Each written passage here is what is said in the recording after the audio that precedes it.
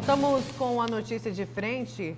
Deixa eu pedir ajuda ali para o pessoal lá em cima, né? Não estava combinado, mas como a gente já está aí, 7 horas 9 minutos, é o horário que o pessoal começa a sair de casa, vamos dar mais uma espiada no trânsito, só para informar aí os nossos telespectadores que vão sair daqui a pouquinho, como que estão os trechos aqui. Você dá uma olhada na Avenida do CPA, a Historiador Rubens de Mendonça. Aí tem o sentido centro e o sentido centro político administrativo. O sentido ali, centro político administrativo, também Fernando Correia, olha só, porque é bem ali na frente você vira para Fernando Correia. Para Miguel Sutil, que dá acesso ali a Fernando Correia. Trânsito bem mais movimentado ali nesses sentidos. Mas está fluindo, ainda está fluindo, daqui a pouco fica pior. Vamos ver outro trecho, aí através das câmeras de mobilidade urbana. De novo apareceu na sua tela a Avenida do CPA. Aí a Avenida do CPA, olha só a quantidade de carros já nos dois sentidos. Já mudou completamente, né? Tanto o centro quanto CPA, Centro Político Administrativo, aí os dois sentidos já estão bem movimentados, tá, gente? Então atenção aí, você que vai sair de casa daqui a pouco. Tem outro trecho? A gente tem a República do Líbano, você viu ali que no outro sentido mais congestionado, antes da rotatória, né, que tem ali o posto e o acesso para o Parque das Águas, mais congestionamento. Mas aí na saída da Guia e da Chapada tá tranquilo, pelo menos agora. E o sol trincando já, né? Esturricando, como diz minha prima. Deixa eu ir para outro trecho aqui. A gente tem aí República do Líbano, né? Quer dizer, a gente tem a República do Líbano aí, olha só, bem movimentado para quem vai o acesso do Centro Político Administrativo, tá vendo? Que vai pegar ali a rotatória para o Parque das Águas. Temos aí a Moinho também movimentada, gente, movimentada. Atenção quem for passar pela região, daqui a pouco tende o trânsito a ficar pior depois das 7h30. Então, só para você dar uma olhadinha aí mesmo como que está o trânsito, eu sei que daqui a pouco o nosso telespectador estará saindo de casa e nosso papel aqui é sempre te informar. Céu claro, lindo, bonito, como diz os queridos pilotos, o céu de brigadeiro. Céu de brigadeiro, né? Bom, gente, vamos falar aqui da CPI da pandemia. A CPI da pandemia aprovou a convocação de 9 governadores, como queriam os aliados do Palácio do Planalto, o ministro da Saúde, Marcelo Queiroga, e seu antecessor, o Eduardo Pazuello. Vamos conferir, então, na reportagem? Com mais de 400 requerimentos na mesa, a CPI aprovou hoje mais de 100. Entre eles, governadores e um ex-governador que receberam dinheiro federal para combater a pandemia, mas são investigados pela Polícia Federal por supostos desvios de recursos públicos. Serão ouvidos os governadores do Amazonas, Distrito Federal, Amapá, Pará, Rondônia, Roraima, Santa Catarina, Tocantins e Piauí. E também o ex-governador do Rio de Janeiro, Wilson Witzel, afastado por impeachment.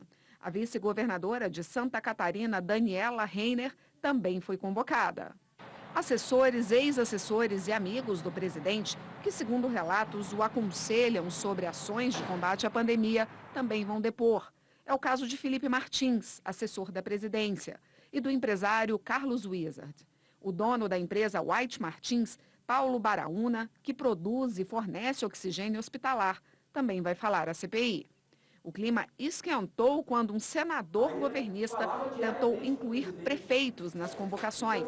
E os prefeitos, senador Omar Aziz, não vamos ouvir mesmo os prefeitos de capitais? Olha, senador Eduardo Girão, Vossa Excelência é um oportunista. E oportunista pequeno. Vossa Excelência estava lá, escutou o que nós acordamos. O vice-presidente da CPI também fez um requerimento para convocar o presidente Bolsonaro. Mas a cúpula da Comissão Parlamentar de Inquérito acredita que essa proposta sequer será discutida. A convocação de um presidente é questionada por juristas porque a Constituição prevê a separação de poderes, o que impede que o presidente preste depoimento a uma CPI. Apenas ministros de Estado podem ser convocados. O atual ministro da Saúde, Marcelo Queiroga, e o ex-Eduardo Pazuello serão ouvidos novamente pela comissão. Pois é, essa questão dos governadores... Convocaram 9, né? 9, mas você lembra de quando convocaram o Marconi Perillo para uma CPI e a Justiça o respaldou dizendo que o Senado não tinha não era obrigação, não tinha essa prerrogativa, obrigada, Haroldo, de convocar governador, que isso era papel das assembleias dos estados. Você lembra disso? Lembro perfeitamente. E o governador de Goiás, o ex-governador de Goiás, Marconi Perillo, não foi à CPI. Pois é.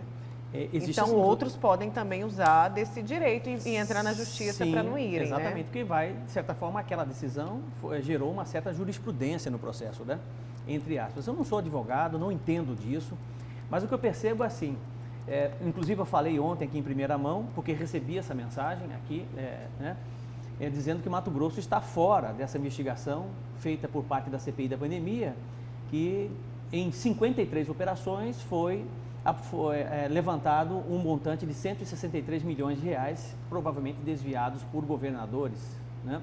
E foram convocados dentro dessa lista da Controladoria Geral da União, 21 governadores. Destes 21, 9 estão sendo convocados neste primeiro momento para prestarem depoimento à CPI da pandemia. Eu acredito particularmente que realmente por conta exatamente desta decisão que foi tomada pelo Marconi Perillo, de não ir à CPI, provavelmente, né, os advogados desses governadores e alguns governadores vão se posicionar desta forma, dizendo que o Senado não tem prerrogativa para investigação desta natureza. Até puxei aqui, foi a CPI da Cachoeira, que, enfim, entrou, inclusive investigava ali o Demóstenes Torres, que foi senador, né, todos envolvidos no esquema com o Carlinhos Cachoeira, que era um bicheiro de Goiás. Então, o governador na época, Marconi Perillo, ex-governador de Goiás, conseguiu, junto ao Supremo Tribunal Federal, esse não comparecimento e o STF realmente deu o parecer favorável para o ex-governador. Então, a gente acredita que os outros governadores vão entrar com esse mesmo pedido, né? Você já percebeu, né? Só trazer as informações antes de você complementar. Quem são esses governadores convocados?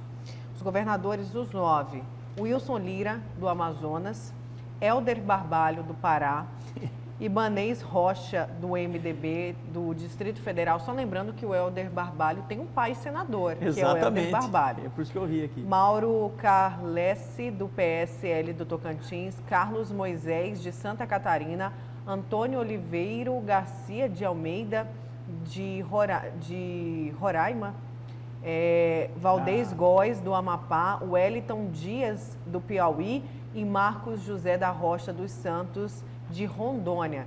Então, são os governadores do Amazonas, do Tocantins, do Distrito Federal, do Pará, Santa Catarina, Roraima, Amapá, Piauí e Rondônia. Não tem Alagoas aqui, hein? Que é o filho do Renan Calheiros. O filho do Renan Calheiros. Não foi convocado. Não foi convocado. Nayara, inclusive, tem uma participação aqui, provavelmente ele é advogado, e o que ele está dizendo é o seguinte: em caso de verbas federais que foram usadas pelos governadores, o Senado pode sim convocá-los, no caso da utilização de verba federal.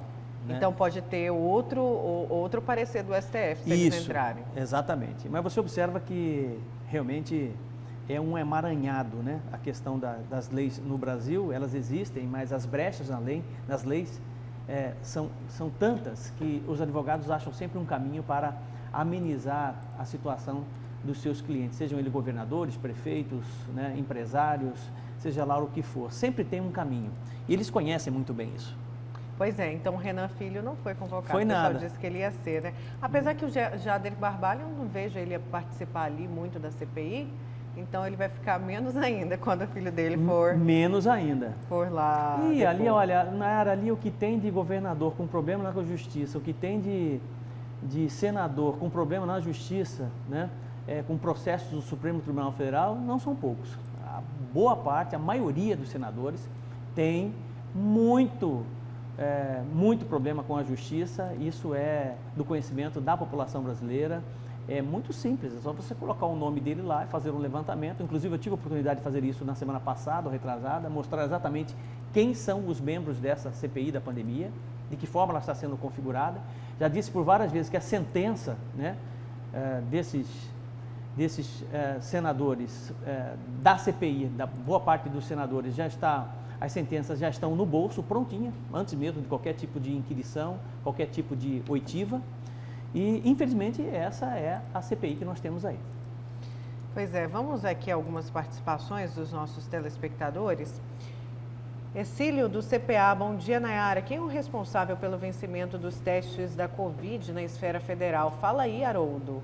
Como é que é? Deu bom dia para mim, mas está perguntando para você. Qual que é a pergunta? Quem é o responsável pelo vencimento dos testes da Covid na esfera federal? Provavelmente o próprio Ministério da Saúde, né?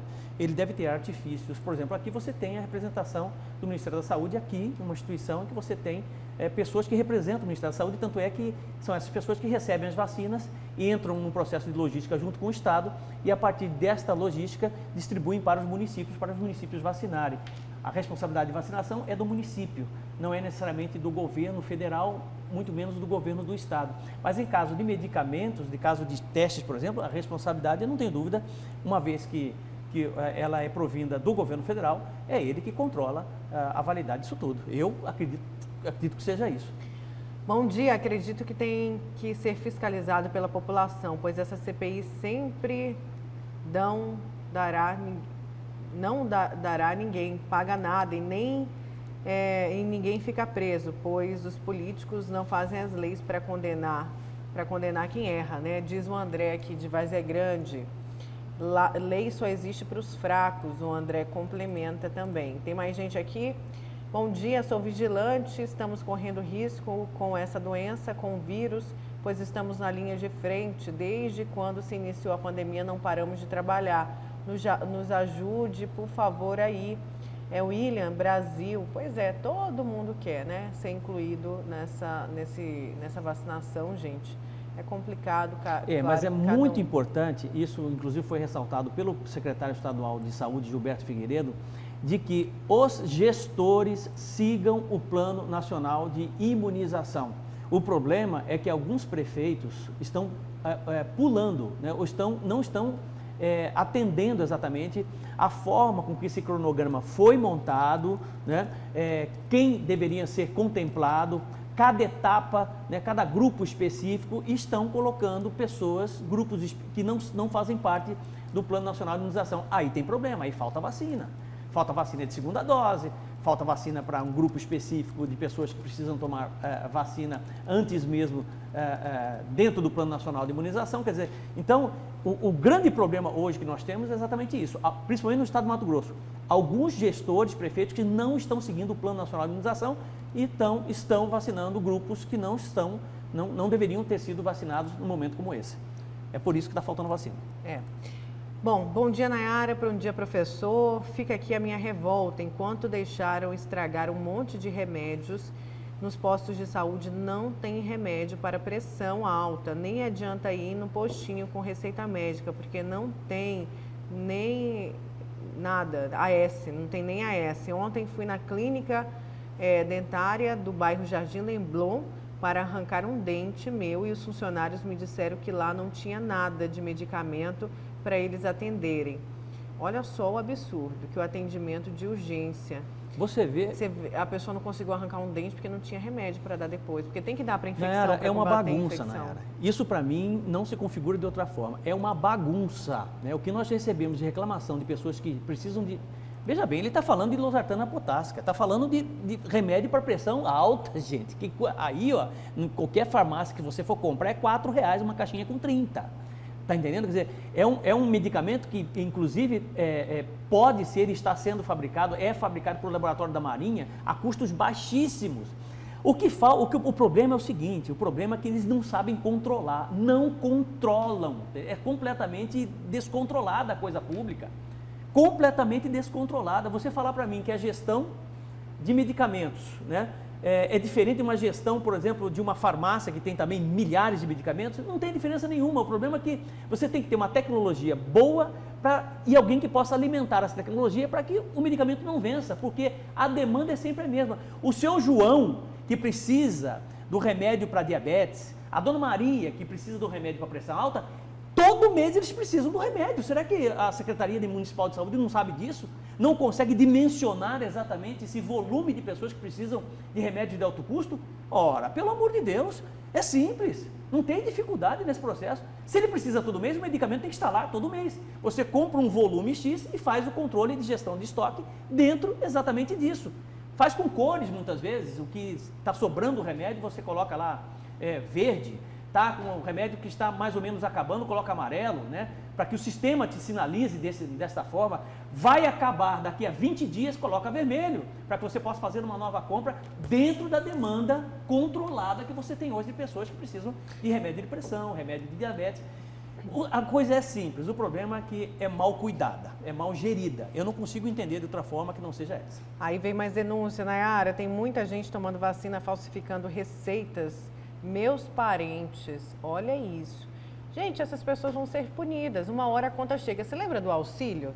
Do auxílio emergencial, não teve um monte de gente fraudando? O que aconteceu? Alguns foram descobertos, aí começou o imposto de renda, alguns foram pegos no imposto de renda, essa conta chega. Se não chega aqui, vai chegar a conta de Deus, porque é um absurdo você tirar a vacina de quem precisa e tomar falsificando receita médica. Uma última notícia aqui, gente, deixa eu trazer do GD, do portal Gazeta Digital. MPF investiga suposto uso indevido de 2,5 milhões pela Prefeitura de Rondonópolis. O Ministério Público Federal abriu um inquérito civil para investigar possível uso irregular por parte da Prefeitura de Rondonópolis de 2,5 milhões que foram destinados pelo governo federal para o combate à pandemia. De acordo com a portaria assinada pelo Procurador da República, Rodrigo Pires de Almeida, o Ministério da Cidadania destinou esse valor à gestão de Zé Carlos do Pátio para aquisição de equipamentos de proteção individual para os profissionais das unidades públicas de saúde. Mas me parece que o dinheiro aí, o recurso, não foi usado desta forma ou superfaturado. A investigação está em curso. Pois é, mas aí dá um nó na cabeça da gente, né? Como é que... Veja bem, porque o recurso que vem do governo federal, eu não sei se esse recurso, né? Se esse recurso pode ser encaminhado diretamente para a prefeitura, especificamente para a prefeitura de Rondonópolis. Porque até onde eu sei, pode sim. Pode. Né? Porque ele vem com valor para o Estado e vem com valor já específicos para cada prefeitura. Então ele vai ter que responder exatamente por esse desvio. Porque Mato Grosso está fora dessa CPI por conta exatamente... Não. Você veio, está entendendo veio o dinheiro raciocínio? Destinado já para... Você lembra de Cuiabá que recebeu um montante? Lembro. Então já vem destinado para as prefeituras. Então o Zé Carlos do Pátio vai ter que responder por isso, né? Por esse desvio junto ao Ministério Público Federal. Eu me lembro desses respiradores mecânicos, né? Que ele acabou comprando, não chegaram os respiradores, não checou, de certa forma, o fornecedor, a idoneidade do fornecedor e acabou tendo problema. Só para ouvir o outro lado, né, jornalismo sempre imparcial, o GD, o portal Gazeta Digital, tentou entrar em contato com o prefeito de Rondonópolis, mas ele não retornou as ligações do portal. Bom, ou seja, não respondeu o que a prefeitura tinha para falar a respeito dessas denúncias. Estamos já no finalzinho. Acabou. Obrigada, Haroldo. Bom dia. Obrigado a você, Nayara Moura. Obrigado aos nossos telespectadores. Obrigada, gente, pela companhia, pela participação. Agora você segue muito bem acompanhado, segue com as informações nacionais do Fala Brasil. Você tem aí imagens do trânsito, Miguel Sutil, próximo ao Parque Mãe Bonifácio, na rotatória do Centro de Eventos do Pantanal. Tchau, gente. Um bom dia.